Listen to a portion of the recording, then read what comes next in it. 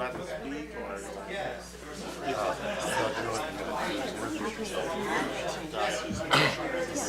I have said Make a motion. All right, everybody, we're about to get started. So if you can take your seats, please. Hello, we're about to get started. So Okay, you take Oh, your seat. all right, thank you. Oh, is she going to take her seat? Yeah. I guess that's Now, were you sitting here? yes, I sit now, you sit there. Were you Where's over Jeff here? sitting? He's all the way at the other end. All right, then I'll move down. All right, everyone, welcome Whatever you wanna to July's meeting of the Board of Zoning Appeals. Before we get started, I need to let everyone know that right now, since there are 4 council members here, it is an illegal meeting of the council. So 3 of you are welcome to stay. You can speak during the remonstrator portion if you would like, but 1 of you has to leave, otherwise we cannot proceed.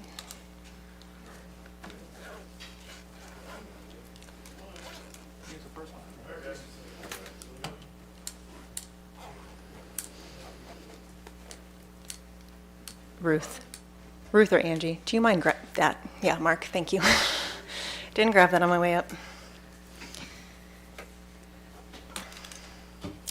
We'll go ahead and get started with roll call. In lieu of roll call, we'll introduce ourselves, starting on my right. Kim McNevin. Marcia Dorsey? Samantha Stratton, Clerk Treasurer. Sydney Darnall, filling in as city attorney. Aubrey Anderson. Jeff Yeager. All right, thank you. At this time, I'm going to go ahead and read our rules of procedure and then swear in everyone who would like to speak. The proceedings of this hearing are governed by the board's rules of procedures. Petitioners and persons appearing in support of the case being heard shall have a maximum of 15 minutes for the presentation of evidence, statements, and arguments in support of the petition. Any person that desires to speak and provide testimony during today's hearing must first complete the sign-in slip located on the back of the table in the back of the room. The slip must be present to the council or board before you provide your testimony. Remonstrators and persons appearing in opposition to the petition shall have a maximum of 15 minutes for the presentation of evidence, statements, and arguments in opposition to the petition. Staff will then present the administrator's comments regarding the petition. The petition will then be allowed 5 minutes for rebuttal and a summation of the case. Rebuttal must be limited to the subject matter of the initial presentations. Remonstrators will be allowed 5 minutes for rebuttal for the petitioner's rebuttal of evidence and a brief closing statement. No further evidence, statements, or arguments will be heard unless it is at the discretion of the board. Please limit your testimony and evidence to the matters covered in the statutory requirements which must be met for the board to grant a variance. If the petitioners have failed to comply with all notice requirements as stipulated by the board's rules of procedures, including posting of the notice placard on the subject property at least 23 days prior to the hearing, the board may continue the petition. Anyone at this hearing who thinks complete and proper notice has not been given and would like the petition continued due to lack of proper notice, must bring this matter to the board's attention at the beginning of the hearing. The board may impose various conditions as amendments before reaching a decision on certain petitions. The installation of landscaping and screenings, the paving of parked areas, and the dedication of right-of-way are such conditions. These conditions are an integral part of the board's decision and must be met for a granted variance to be valid. Every decision of the Beech Grove Board of Zoning Appeals shall be subject to judicial review. Such petition for judicial review shall be presented to the court within 30 days after the decision of this board. Please be courteous and orderly at all times, and please be sure all cell phone ringers are turned off. Is there anyone in the audience that has any question about our procedures? All right. If you've signed up on the slip and you plan to speak today, can you please stand and raise your right hand? Do you swear to tell the truth, the whole truth, and nothing but the truth, so help you God? Thank you. All right, at this time, we will call the petitioner forward to the podium, and you will have 15 minutes.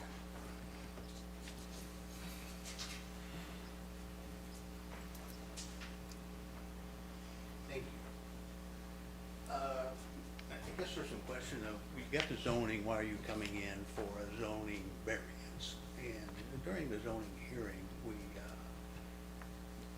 we made a compromise with the city and took a CS zoning rather than a C5, which we applied for. And I think the C5 does not have a setback requirement that we have to meet with the CS.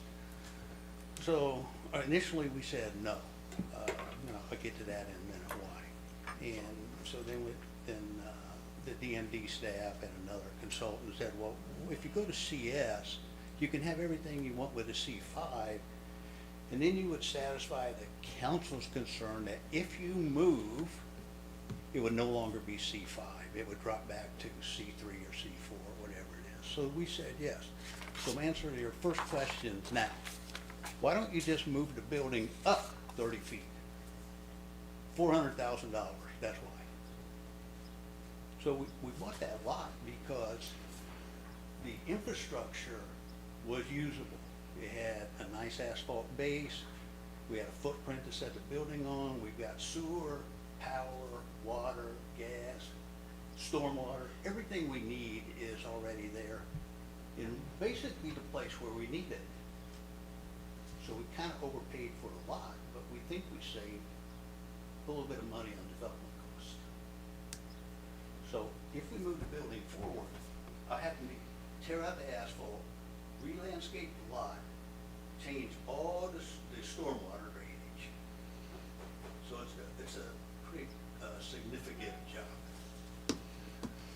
So D&D and the other consultants said, well, why don't you just put a canopy on the front of the building, solves the setback rule.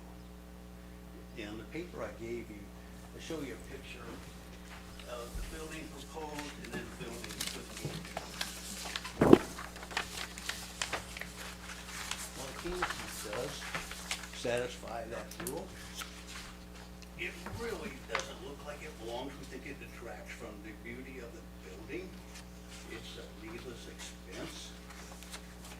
Also, the grocery store that was there originally, we're using the same setback that was there. I left you a picture of that too. So you have a picture of the empty lot. You also have a picture of the grocery store when it was there. So you can kind of visualize the setback with the building there. I'll give you a minute to get back in a second.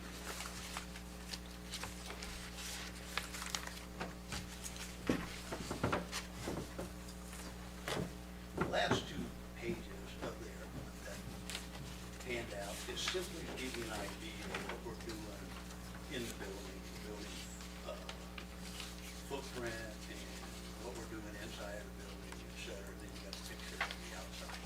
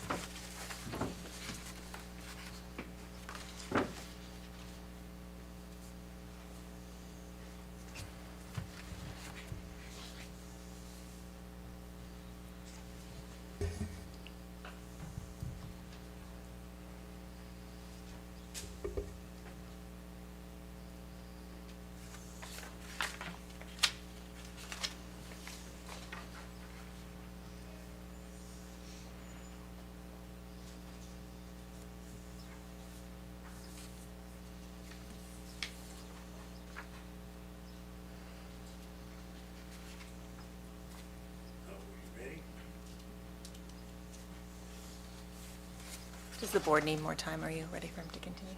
Go ahead. Okay. Okay, good. So there's where we're at. Like I say, it's a wonderful site for our building, and the stuff is already there until we start tearing it out, and it's not there anymore.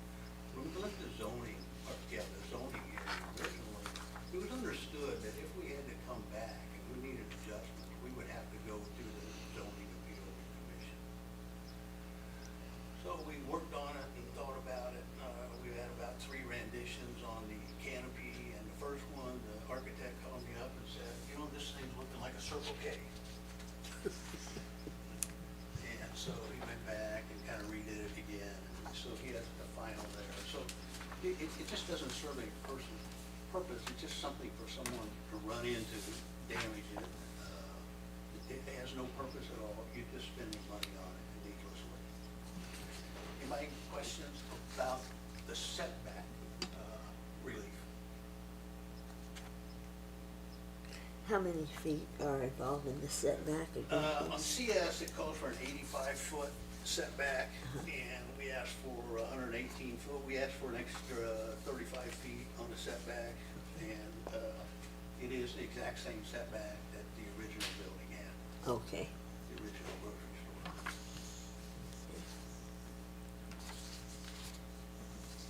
store. If not, I'll move on to the screening requirement. There's a requirement, and actually, it was one we weren't aware of, and thanks to Michael here, he brought it to our attention and said, you know, if you're going for a variance, you might address this too, and we didn't really know about it, but I thank him for bringing it to our attention. We propose a small outdoor training area. You say, well, why do you need outdoor training area? Nowadays, when we're staking out a building, large building, we're using GPS technology. So a guy will determine a starting place, he'll walk along with a GPS instrument and mark where all the fixtures go, all the pipes go, everything. They don't work all that well under a metal roof with air conditioners on it. So we propose this outside. It'll be rarely used. We're not going to have outside storage. But the requirement was a 6-foot-high fence with 6-foot-high greenery around it. We already are going to have 6-foot-high fences and greenery around the perimeter of the property. If you look, I left that on one of the slides too. So we think we're going to satisfy that. And I think that provision was really for if we were going to have outside storage. I mean, we're going to have some kind of daily activity out there, and that was not accepted by the neighborhood. So this will be rarely used. And there will be no equipment or material storage out there. All of our material storage is inside the building. So we think we have sufficient screening without that. We are gonna put some kind of separation around it, but we want something low enough where we can come out of the building and see the parking lot. I don't wanna build a home for, homeless people to have encampments or anything that's kind of screened and hidden. So we think it's a safety issue as well as a practicality issue.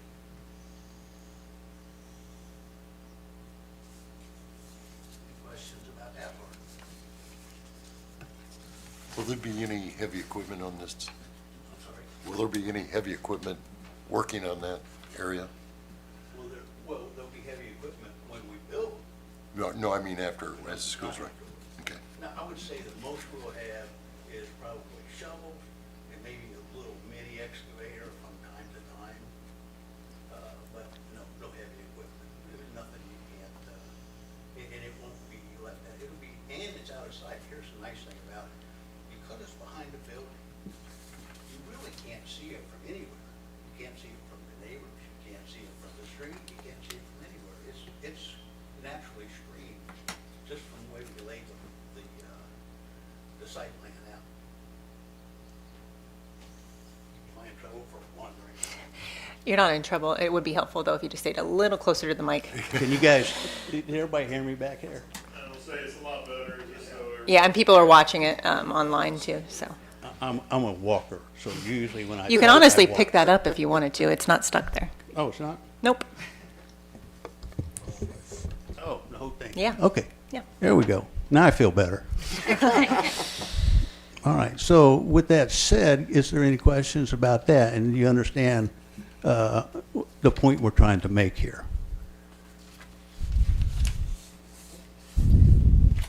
No questions seen. Nope. Okay, then I think that's all I need. All right. Thank you. Thank you very much. Thank you. All right, those in support of the petition, you will also get 15 minutes to speak each. I believe I have two on here. Mark Rim, are you here to speak in support, or, okay, you can go ahead and approach the podium and just state your name, please. keep my address too. No.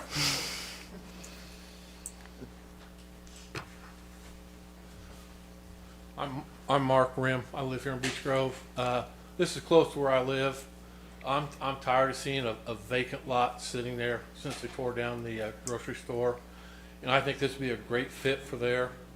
I don't think the canopy's gonna make a big difference on it, having that on there.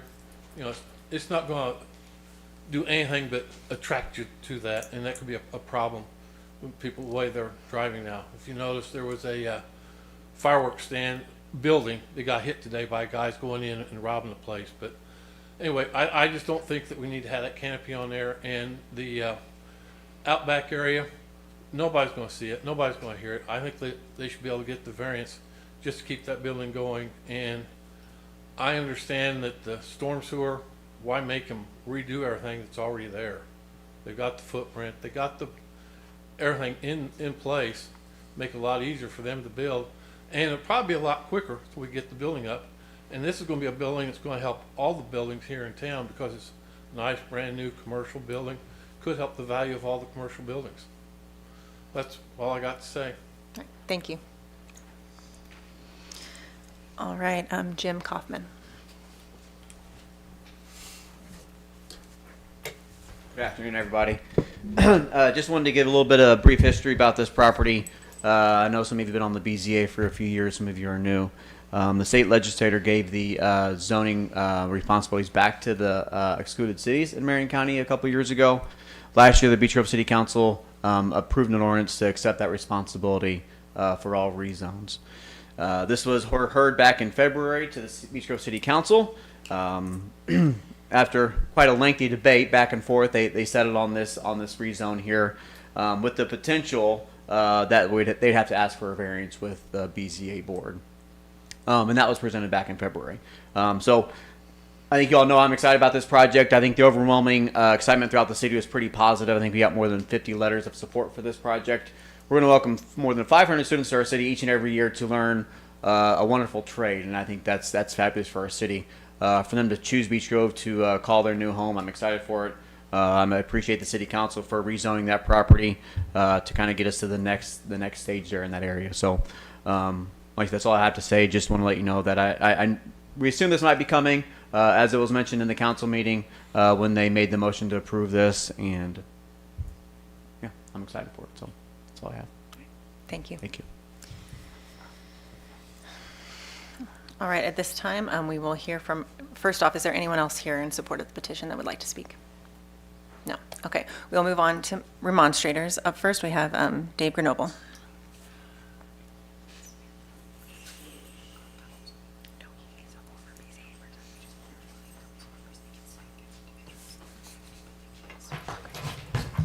First off, good afternoon, and thank you for your voluntary time. A year ago, at this time, I was sitting right there.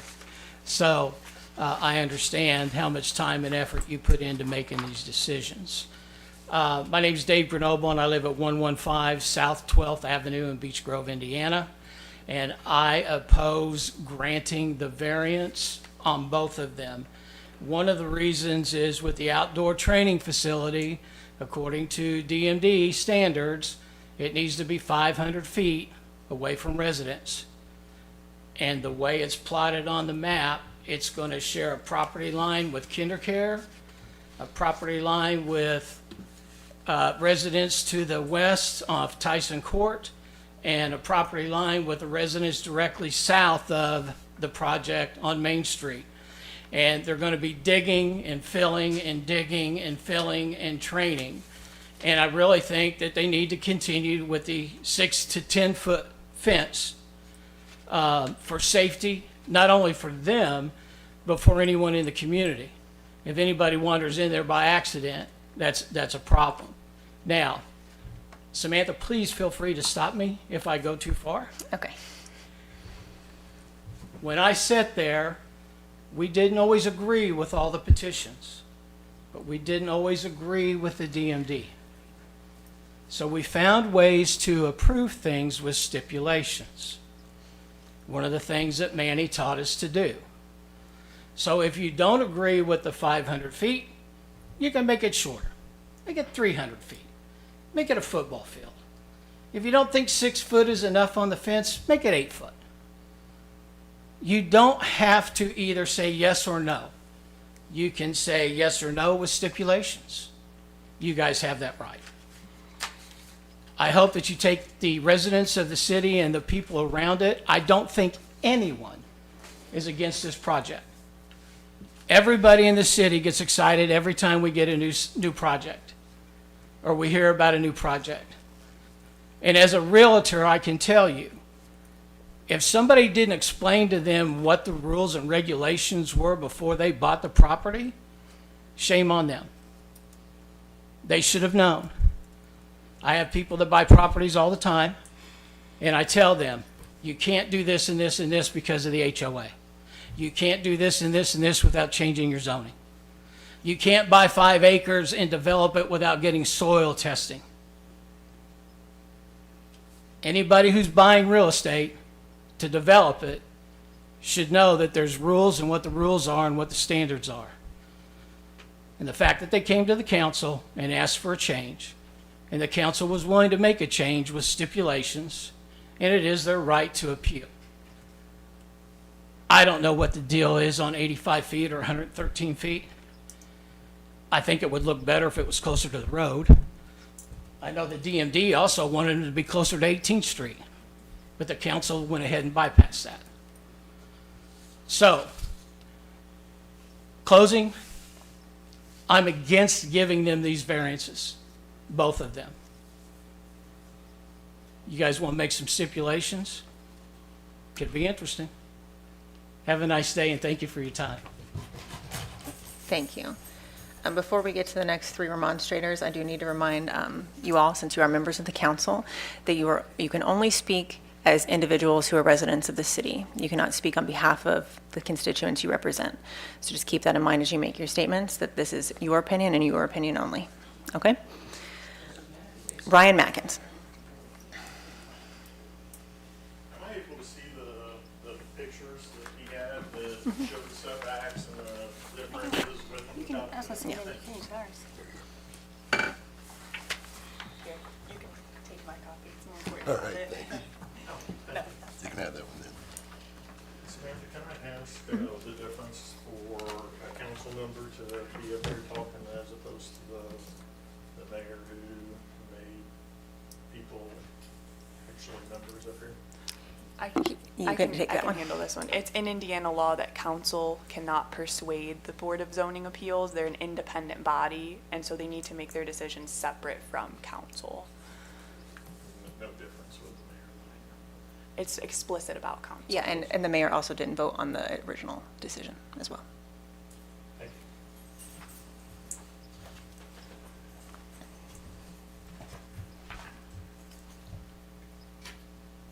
So the canopies that we're talking about right here is the one that extends out farthest, and that was to meet the setback, is that correct?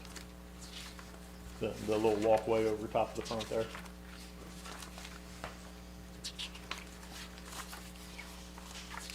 Okay, my name is Ryan Mackins. I reside at 67 South 4th Avenue, Beech Grove. I don't agree with, first of all, the variance for the rear of the property. Was told, my understanding is that it is a training facility back there.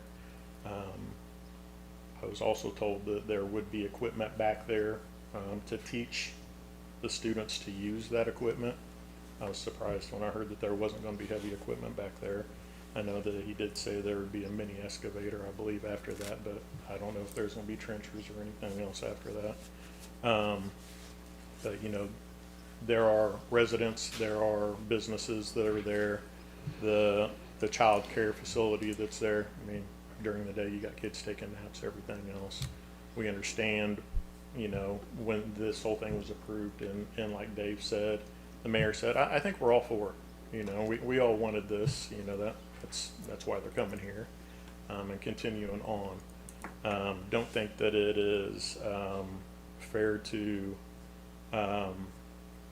take the stipulations that was passed along with the deal in order to turn right around and ask for something else. I understand that might not like how pretty it is now, but these were recommendations and these were stipulations that were agreed upon in the beginning, and to turn around and say, oh, well, we just really don't want to do it now.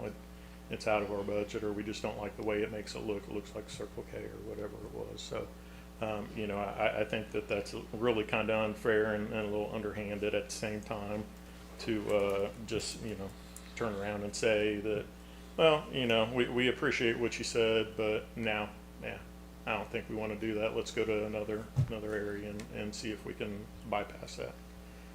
So I think taking into the safety of the children and the noise, and even, you know, any of the equipment that might be left outside, out back in the training area, I know best results and what everybody hopes is that everything's picked up every night, put inside of a building. Reality is that doesn't always happen. These are students, you know. These classes are not like all day long classes. These classes are in the evening for probably about 4 hours. You know, you get late in the day, a lot of these people that have worked all day, then they go to class, they get a little lazy, get tired. People in haste don't put things away like they should. Or, you know, if you've got people out there digging at 6, 7, 8, 9 o'clock at night, it might be a little disruptive. And if you only have a 6-foot fence that people can, you know, see from the residents, it might not be the best thing for them to be witnessing all the time. But besides that, you know, I still think the trade school is a great thing. I just think that the stipulations that was laid at the beginning should be followed for us to continue forward. That's all I have. Thank you. Thank you. Next, Christopher.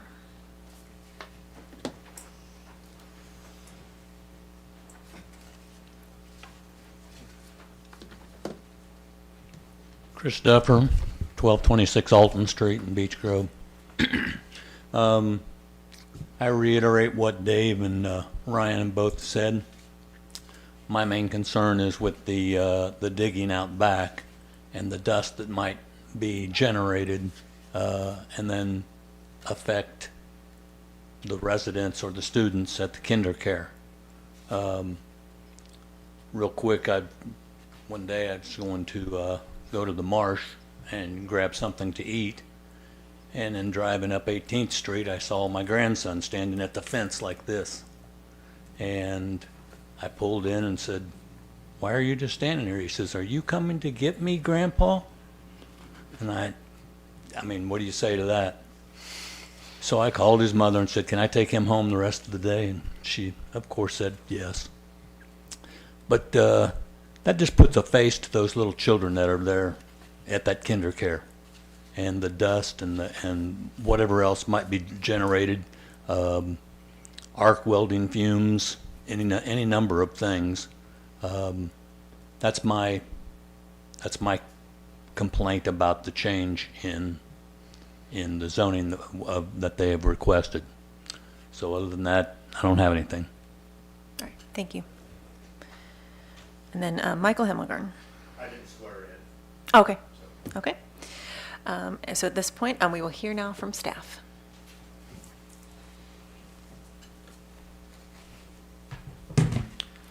Okay, can you all hear me? All right, perfect, wonderful. My name is Michael Weigel. For those of you who don't know me, staff planner with DMD, offering services to Beech Grove. Thank the board for their time. I'm glad to be back. I'd like to thank the petitioner and everyone else who turned out for their presentation and comments as well. To echo things that others have said, staff doesn't find the proposed use of a plumbing school objectionable for the site, but given the scope of the redevelopment and the visibility of this area, we want to ensure that development matches the ordinance and the comprehensive plan as much as is possible. The site is made up of 4 parcels, formerly the Marsh Safeway site. I think we're all familiar with it. It's been demolished. It's an empty site currently. It was rezoned to the CS special zoning designation for the primary use of a vocational plumbing school with an accessory use of outdoor operations to facilitate the digging site. That was back in February. The zoning was changed back then. A zoning change is not being pursued today, to be clear. It's just variances of development standards. As shown on the site plan, the main structure being proposed is around 20,000 square feet. That's in a similar location as the older store, but a smaller overall footprint. The old Marsh that was there was around 34,000 square feet based on older aerial photography. To be closing off 4 to 5 curb cuts along Albany, and if I've counted correctly, they would have 177 total parking spaces to support the use. The digging area would also be around 1,120 square feet. It'd be for practicing the laying and excavation of pipes per information provided by the applicant. Based on the site plan that was submitted, there are 2 variances that they'd be needing to seek. We've discussed them a bit already, but just to be very clear and on the record, the first one is the front setback of the building. It's outside of the maximum that's allowed, so there's a rule. It's between 10 and 85 feet is allowed for CS. They're asking for 118 feet from the proposed right-of-way, so there'd be a gap of around 33 feet between what's required and what they're proposing. And additionally, areas of outdoor operations are allowed at this site. They have to meet typical setbacks for the district, which it does. However, there are also additional rules for outdoor operations within 500 feet of residences or other protected districts, and that's what's causing the issue here. So they're allowed to place it there without the need for variance, but since it's within 500 feet of homes, it would need to have that fence between 6 to 10 feet in height, and then either trees or shrubs of a similar height around it as well. And that would be independent of any landscaping rules along the border of the property line as well. So as far as I can tell, they're not proposing to add either of those components around the digging site itself. Based on the landscape plan that was part of your handout, it looks like they're placing something along those property boundaries there. That wasn't provided to staff prior to today's hearing, so I've not had the chance to review it in full. But it looks like they're placing some sort of buffer landscaping there, and that's something that could be verified during the permitting process. I'd note that the need for both of these variances was mentioned during that rezoning hearing in February.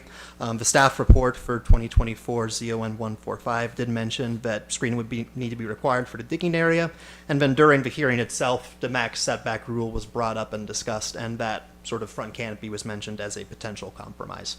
It wasn't required to be placed, or it wasn't part of any stipulation or commitment. It's just something that was discussed as a potential remedy with the understanding that if it wasn't provided, a variance would be needed. So just to clarify that. Elevations and landscaping detail weren't provided to us prior. If there's additional variances that might be needed for things like building height or transparency, frontage and buffer yard landscaping, interior landscaping of parking areas, internal pedestrian connectivity, bicycle parking, lighting standards, things like that. Those are other things that would be verified during the permitting process when more detailed plans were presented. So approval of these 2 variances wouldn't get them out of any of the additional standards of the zoning ordinance, to be clear. The comprehensive plan for this area recommends village mixed use. So a comp plan is long-term developmental guidelines that the city develops typically parcel by parcel. It often reflects existing land uses, but it reflects more than that, the vision of what we want that to look like in the medium-term, long-term future. Village mixed-use typology would be an area with neighborhood-focused uses, compact buildings, and people-centric walkable development. A variety of residential, commercial, or institutional type uses would be allowed, preferably in mixed-use buildings, but not necessarily. It also envisions parking within rear yards, pedestrian accessible buildings that have entrances and large windows that are oriented to and accessible from the street. So those aren't ordinance requirements. They don't need a variance to not build it that way. That's just what staff would like to see, and that's what we incorporate for when we make our recommendations on land use petitions. A great example of this would be Main Street, right here in Beech Grove, just a little bit to the south of us. You know, buildings close up, easily accessible by pedestrians. That's the sort of development that we're looking to implement. And the ordinance requirement here does back up the plan in that regard. The max front yard setback is 85 feet. This proposed layout doesn't really match the ordinance guidance requirement or the plan guidance. And I mentioned the breezeway addition, as discussed in February, could meet the ordinance standard, but would detract from the building's architectural quality. I was going to say we didn't have a copy of the elevations, but we do. I haven't had a chance to review them in full, those renderings provided, so I suppose I'll leave that up to the board's discretion. So placing the building a bit closer to Albany would remove the need for a setback variance. It could also allow them to place parking areas more fully in the side and rear yards. It seems like they propose a high amount of parking here unless they regularly will have more than 500 students within the building. It seems like they're meeting their parking minimum pretty comfortably, so there might be some room for flexibility there. It sounds like we're trying to avoid cutting up any additional asphalt and utilize existing utility lines, though. So the cost associated with that is something the board can consider for sure, but it wouldn't meet staff's definition of practical difficulty necessarily. Staff does also have concern about the unscreened outdoor operation area as well. It's centered around things that others have already brought up in remonstrance. Safety concerns, noise and dust impacts for surrounding properties, things like that. The applicant is correct that some buffering does exist on the southern parcel currently. You can see that within site photographs and then also within the landscaping plan provided by the applicant. They're showing the addition of some additional landscaping there as well, which is encouraging. The ordinance also requires, as I mentioned, they need to have it around both the digging area and around the property lines. Staff would prefer that it's placed along both. It sounds like they're proposing to just have compliant landscaping along the property lines. I would clarify that the requirements for landscaping along those property lines themselves is just based on what zone the property is. So it'd be required by ordinance along the west and a little bit of the south. But since the rest of the southern and eastern property lines are zoned commercial as well, the ordinance wouldn't require commercial to commercial landscaping for like buffer yard requirements. That's something that could be enshrined as a commitment if you wanted to make sure that there was some enforceability behind that. And if you recommend approval over our denial recommendation, that's something that I would strongly recommend that you consider adding. Let's see what else. Mentioned that already. Yep, so a daycare use is directly to the east. It's zoned C3, which wouldn't require the buffer landscaping unless it was enshrined by a commitment. If this was approved as is, the only dampening of sound or separation from dust particles would be the wooden fence and or what's shown on the landscaping plan that was provided. Overall, staff doesn't know that there's a site-specific practical difficulty that exists that would prevent installation of compliant landscaping here. They mentioned a security concern of the fence around the digging area blocking the view of cars or people in the rear of the site. To the extent that this is true, staff feels it could be mitigated by removal of so much rear yard paved parking area. The inverse might also be true. I feel like there could be a security and safety risk of an unscreened digging area back there that could lead to personal injury or risk of damage to, any pipes or property in the rear, or people in the rear yard area who might not be supposed to be there. Our offices were contacted by 2 individuals about this case. One was just asking for additional information about the rear yard area. The other had indicated opposition to the variances for safety reasons, and they mentioned the rezoning case from February as well. I just want to be clear, the rezoning approval in February wasn't subject to any specific site plan or any commitments. You guys are an independent body, and you don't necessarily need council permission to approve or disapprove anything. My personal recollection is that at the time, in February, they were hoping to develop this site within full ordinance compliance and were aware of the need for variances if they did not do so. And it sounds like they've chosen to pursue that latter route. So, site-specific practical difficulty is our burden of proof. The uses are unobjectionable, but we feel denial might allow for an opportunity for them to revise the site layout in a way that would result in the highest and best site design, which would be a closer building, added fence and trees around the rear digging area. And those are reasons for recommending denial. As a reminder, staff's perspective is based on professional planning expertise, and it's one perspective out of many that you should be considering. The board's perspective is also valid, and you have the ability to request commitments from the applicant to attempt to reach points of compromise. Our ideal outcome as a staff is, full compliance with the ordinance. Our recommendations are made as a group, so I probably would not have the ability to say staff's recommendation is changed to approval based on your proposed commitments, but I could give an indication that you're moving in the right or wrong direction, maybe. So that's something to bear in mind.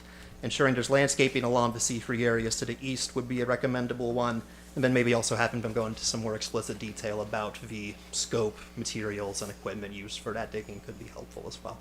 So, are there any questions that I can answer? No, that's a lot of information. Is there something, we seem to have a lot of problems here with this dust and all of this debris and noise and everything. Is there anything that could maybe minimize that, but maybe make everybody that's involved happy with the situation? Sure. As you might suggest.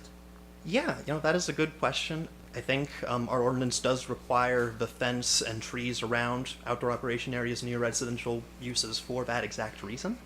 I hadn't had any discussions with the applicants on, alternate forms of screening right around that digging area instead of the fence or the trees. Mm-hmm.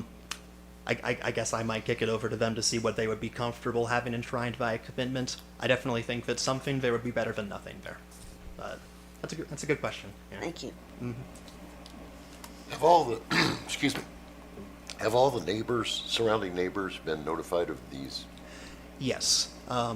Within 23 days of the hearing, they provided affidavits to us indicating that they had posted orange yard signs along both of the primary frontages on 18th and Albany, and then also they had mailed written notice to surrounding property owners within 666 feet. Okay. Any other questions for staff? All right, thank you. At this time, the petitioner, you have 5 minutes to respond to any of that if you would like.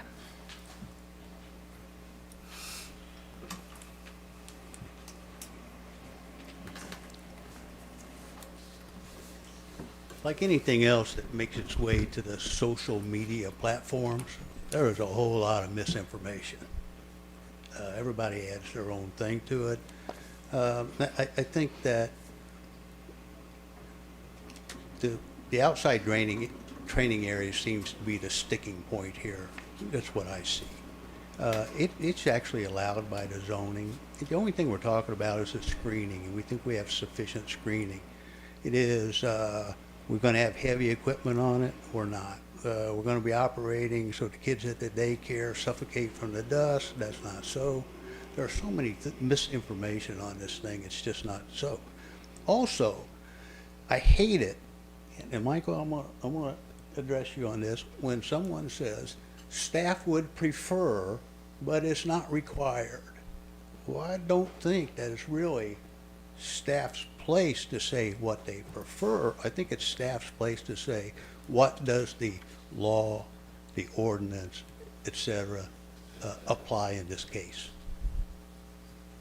Personal opinions are just that.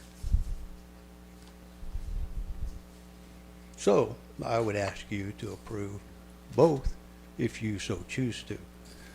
Our plan is, hopefully, if we get through this hearing, we're going to turn the plans into the state plan release for review.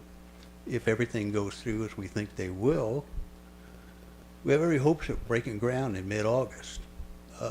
You know, sometimes you make a promise or you make a statement and people think it's a promise. Sometimes roadblocks come up, but we don't know what they are. But if things go well, that's what we will do. Thank you very much. Bill, you're Yes, sir. actually asking for 2 variances, right? Correct. The setback, so we want to do away with the canopy, and then the screening requirement around the outside work area. And Mr. Grenoble said that the outside training area goes all the way from property line to property line. No, I and did not say It that. does not. I It did not is. say that. You'll have a moment to say that in a moment. Thank you. So it does not. It's clearly drawn out on your little site map. Any other questions for the petitioner? All right, thank you. Okay, on your site plan, the little box with the X Correct. is the actual, Correct. what is the size of that? What is? What is the size of that? I think it's 28 by 40. 28 by 40. Yeah, 1,120 square feet. Now is that the entire lot area or just the training area? I'm a No, little that's just confused that by- little training area. I'm a little confused by the drawing, I guess. If you look at it, it actually, if you think about it, it takes up basically 4 parking places. Okay, so it is just the little box with the X? Yes, that's all it is. And it's kind of behind the dumpster, or Okay. the dumpster Thank you. enclosure.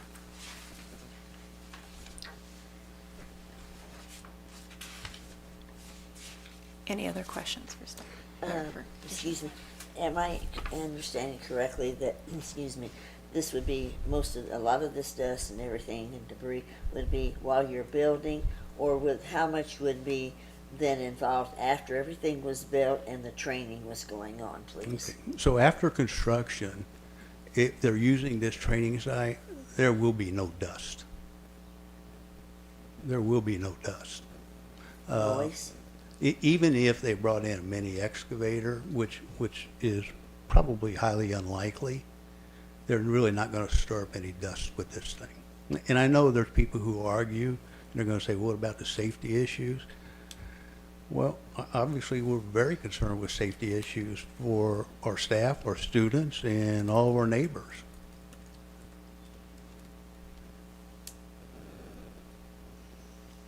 All right, thank you very much. At this time, if you were a remonstrator and would like to speak, you have 5 minutes.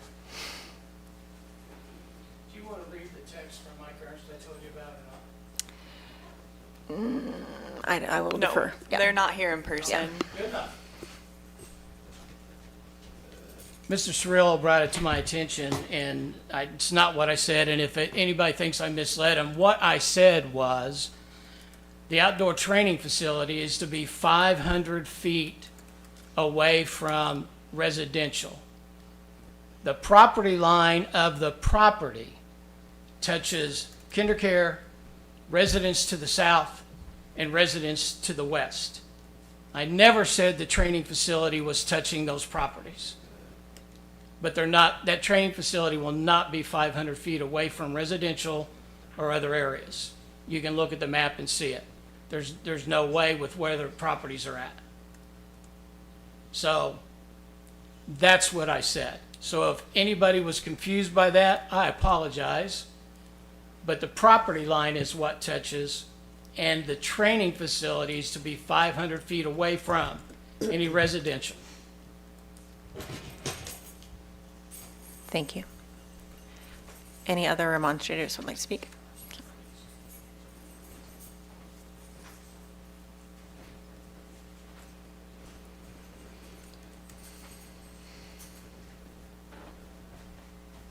So, just to reiterate that, so the awning that was asked to be put on the front was a low cost, the way I understand, low cost way to meet the setback without having to go through large amounts of money.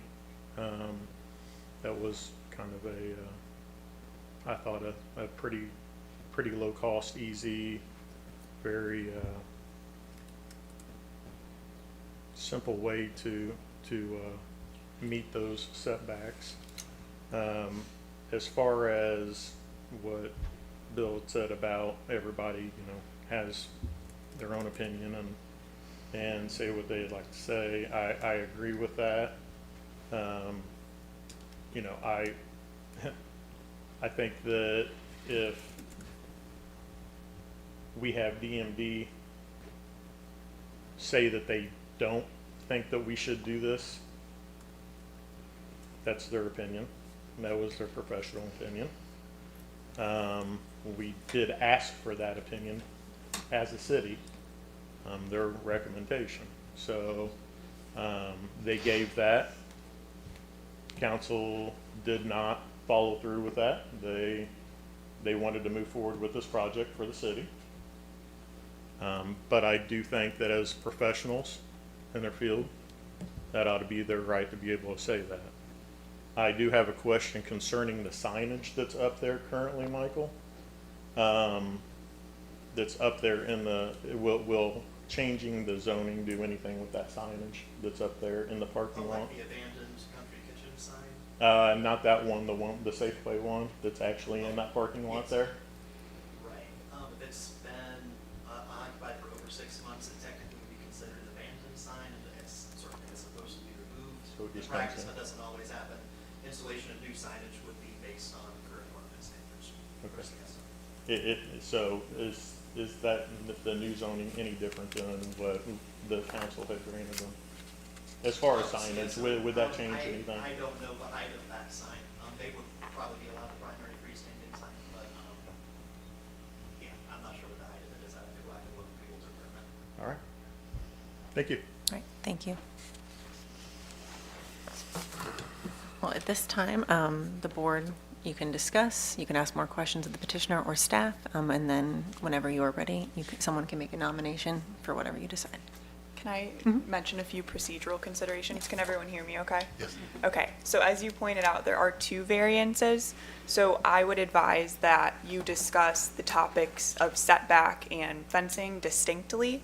make sure you're clear as to what you are talking about. In addition, regarding either of those two, you can approve the variance flat out, you can deny it flat out, and as it was raised earlier, you can approve with conditions or commitments. So I would, yes? They can also split the vote if they wanted to, like do an A and a B petition. Were you getting to that? I'm sorry. No, yeah, that's okay. Do you mean between the two variances? Approve one variance and deny the other. Yes, exactly, yes. I would just ask that your motions are clear, whether you are, suggesting a condition or not, and, or whether you're suggesting approval outright or denial outright. Whatever you are choosing, just make sure you're clear, and if you're seconding a motion, please also make sure that you're clear about what particular motion. And as Michael raised, you could approve one, deny the other, vice versa. Okay. Feel free to ask any questions if you have questions about the form of the motion and whatnot. May I ask a question? Excuse me. Since we seem to have so much controversy on this, is there a possibility that we could ask for, especially on the one pertaining to the noise and the safety of the children and everything, would there be any possibility that something else could be possibly offered to satisfy everybody if we, I know they're not going to like this, and they're probably not going to like me, if we tabled it this time and they came back with some things that possibly would satisfy everybody with it. These seem to really be very controversial, and I understand both sides, and we want the school. I think it's a wonderful thing. Don't misunderstand me. But we want everybody to be happy and feel that they're safe, their children, their community. So is that a possibility? There's a couple options you could take to achieve that. One of them would be you could approve it with a condition. You could also just flat out continue this discussion if you want to reconvene after giving some thought into it and looking over the materials more. You also could deny it and say, come back with X, Y, and Z, and then once they've substantially changed that. So there's multiple options, but what you'll need to do today is either table it by continuing it, but then that might mean that they don't change anything. You'll just come back and rediscuss it at the next BZA meeting. You could approve it with conditions, which is once you do this action, submit an affidavit, and then you're permitted to move forward.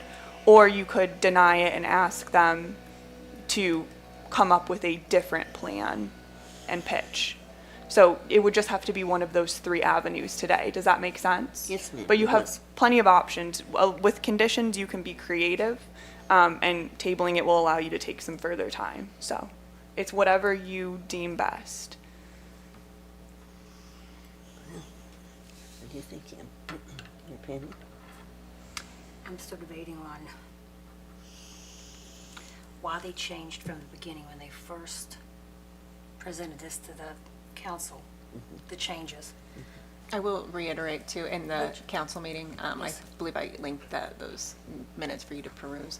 They did mention that several times towards the end of the discussion. I think Michael can corroborate that as well. They did. But they did mention several times at the end of discussion before the council voted that based on certain conditions they were going to apply, that they may have to come here. So it's not like this is unexpected, and they did discuss Right, that, yeah. Right, but I'm just interested in, they knew what was being approved then, and they knew they would have to come here with changing, with ideas. But my question is, I understand the extra expense, but in my personal opinion, I just feel that the original idea would have been more acceptable for our area. And you're just talking about being a realtor. As a realtor, I'm also trying to consider, and that's what I'm debating over here, what's that going to do to the housing over in that area, to the values? I have to take that into consideration also. If I have to resell one of those homes that's over there. So that's something else I want to know also. I want it to look nice, I want it to be acceptable, I want the daycare to feel comfortable with it. So I'm kind of confused. I'm not gonna. Can I ask Michael a question? Am I correct in thinking that when you do a rezone request to the council, they cannot make any commitments that are considered variances? Right. They wouldn't be able to have a commitment exempting them from variance standards. For Marion County, it's somewhat common for people to apply for combination petitions, so they could have a rezone and a variance request heard concurrently. I don't know if that's something Beech Grove has the capacity to do. As a setup right now, I think they would come separately to this board for any variance Yes. requests. That's my understanding too.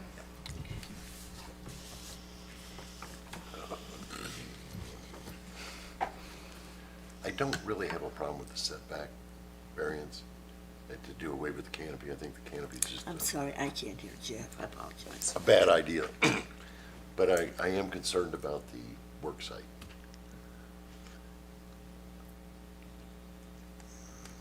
I think they need to reconsider what they can do, what they can change, table it for now, and then they can come back for another session. It's certainly a possibility. If the rest of your board agrees that's something that you can do. You can put a condition on it, you can deny it outright, or you can continue it after taking, some more thought. But like I said, if you continue it, nothing might change. You might be back here next month or whenever your next Right. meeting is. And So also, we could approve the setback and with the stipulation that they come back with a different plan for the work site? well, if you want them to substantially change it, then what you would probably be doing at that point is denying it and saying, come back with something different. I would make a motion to deny it then. Well, and so make sure you're clear in which one. Let's do two separate motions today. I'm Okay. sorry to be picky, but we just To don't deny want the any work site. confusion. To So- deny the work site development and resubmit a different plan. I'm sorry, could you say it a little bit Yeah. louder? He made a motion to deny the worksite plan and then to come back with something different. And that's regarding the fencing, correct, in the back? Yeah. Not well, the or- setback. or the Yeah, this is, nothing location to do of with the setback. Work site, Okay. since it is not Or 500 feet from. maybe some type of wall of some kind that maybe they would feel more secure with? So at that point, you could then approve, this would be a separate motion from your motion, but you could then approve it with a condition to establish some sort of wall.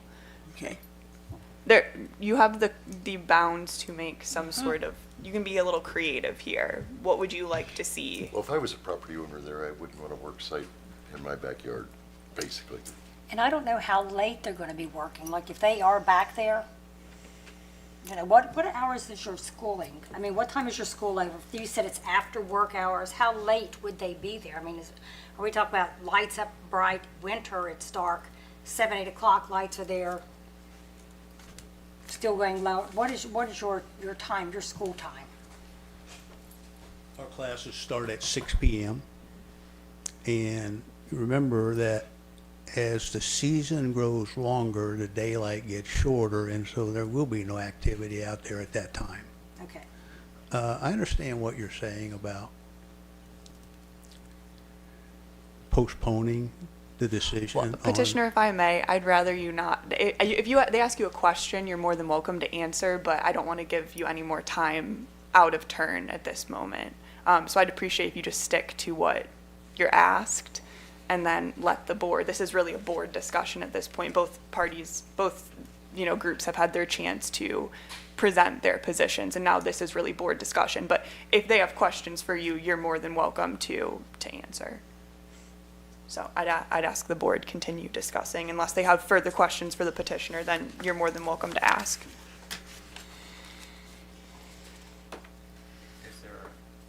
Is there a representative from the child care? I don't believe that No, we heard they from were anyone. notified, but they did not choose to attend or contact.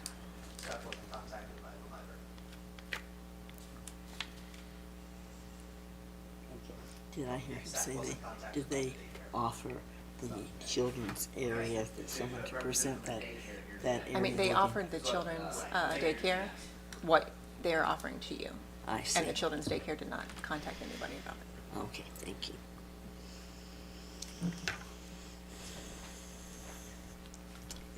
If I may, if there's concerns about the hours of operation, that is an example of something that could be enshrined as a commitment along with a vote of approval, and that would be on a written notarized form that they would submit to staff that we would have recorded. The variance wouldn't be valid unless that was adhered to, and it could be open to enforcement action if they were moving outside of that. So that's one example of something that could be enshrined as a commitment. limitations on the types of equipment used could be as well, or if the petitioner indicated openness to it, some sort of alternate landscaping. If they didn't want to do like a full 6-foot fence and shrubs, maybe some sort of shorter retaining wall. I can't speak for the applicant.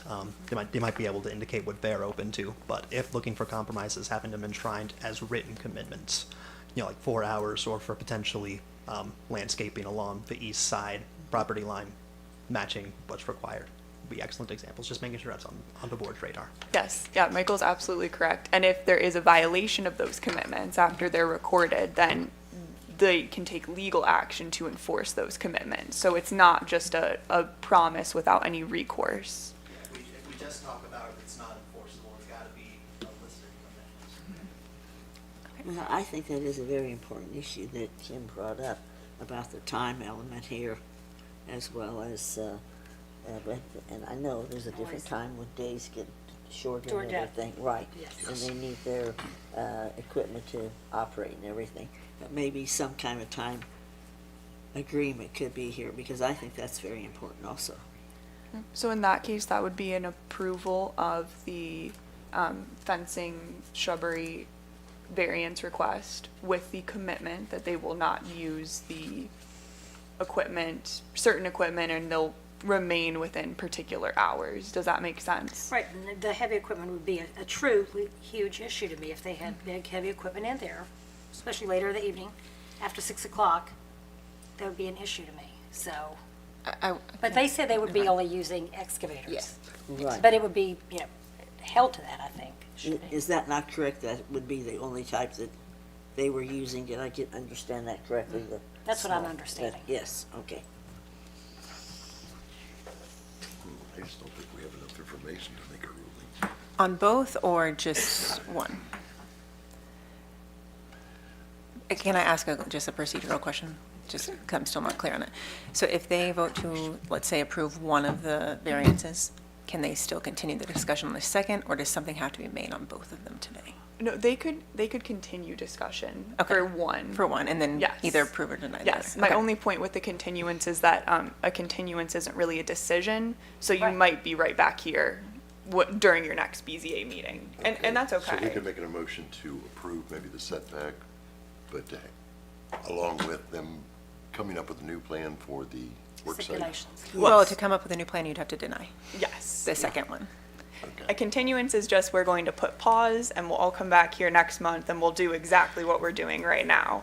Whereas you could deny it and say, I need more information, and that kind of guarantees that in order to come before you within, I think it's 3 months, Michael. The refiling would be 1 year unless they make substantial change to the request, Okay. is my understanding. That was my understanding too. Right. So one thing they could do, if there was to be a 1-month continuance, perhaps the petitioner could create a list of their own proposed commitments that could be submitted to staff and then provided within an updated report. So like they could maybe put out in writing things to put the board's mind at ease, like saying we're going to limit equipment to just hand tools and 1 mini excavator, or hours will be limited to between X and Y, or we'll add eastern yard landscaping meeting buffer requirements. So would that seem like a reasonable way to proceed, maybe?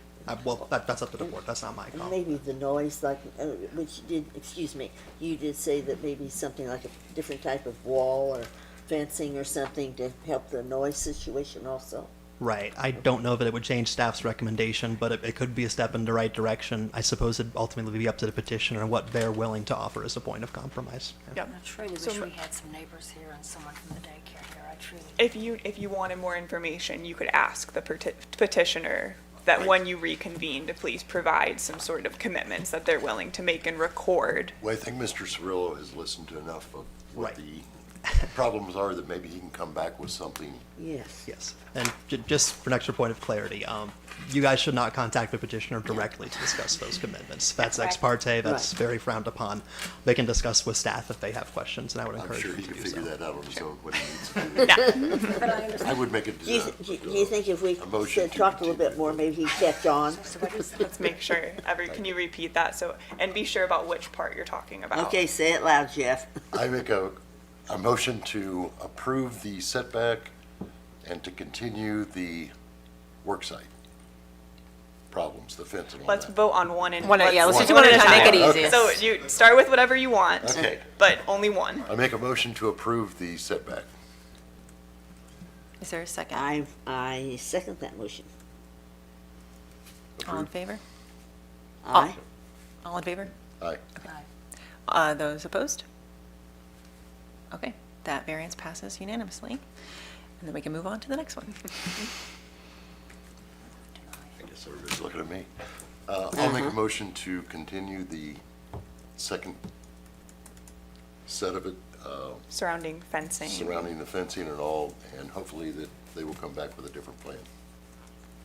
On the work site, what you're referring to and everything? Yes. Yes, and maybe during Yes. this time, and I'm gonna second that, because during this time, maybe we can speak with some neighbors, we can speak with the daycare, we can take it as, I don't believe you're actually, Yeah. that's not in due You're not allowed process. to. No. You're not You're not allowed So to do that. the communication to the neighbors falls on the petitioner to send those letters and do You- that 23-day notice. But Okay. You can can't- only consider what's before you in In this this room Okay. when we open up a meeting. They were, Okay. they received their notice and they were more than welcome to come and present, during either group session. So Jeff, you're saying that you want to go ahead with what we voted on, but the other part, the work site and everything, you would like for them hopefully to hear us say, come back with some suggestions to make us feel better about approving that. Is that how you're putting it? Yes. And that has been seconded. So all in favor? Aye. Those opposed? All right, we will continue discussion on the second variance at our next meeting. That'd be Wednesday, August 6th. Yes, Wednesday, August 6th. Great. All right, board, thank you so much. The only remaining item we have on today's agenda is the approval of minutes, which should be before you. Does anyone have any questions on those minutes? No. All right, is there a motion to approve? I make a motion to accept the minutes. Okay. of the last meeting. Second, all those in favor? Aye. All those opposed? None seen? All right, and now I just need a motion to adjourn. I make a motion to adjourn. All right, second. Second. All right, meeting adjourned at 2:07. Thank you, everyone. That was a tough one, wasn't it? yeah, it was, because I'm still, See, I See you guys later. all right, see ya. I think they should raise that.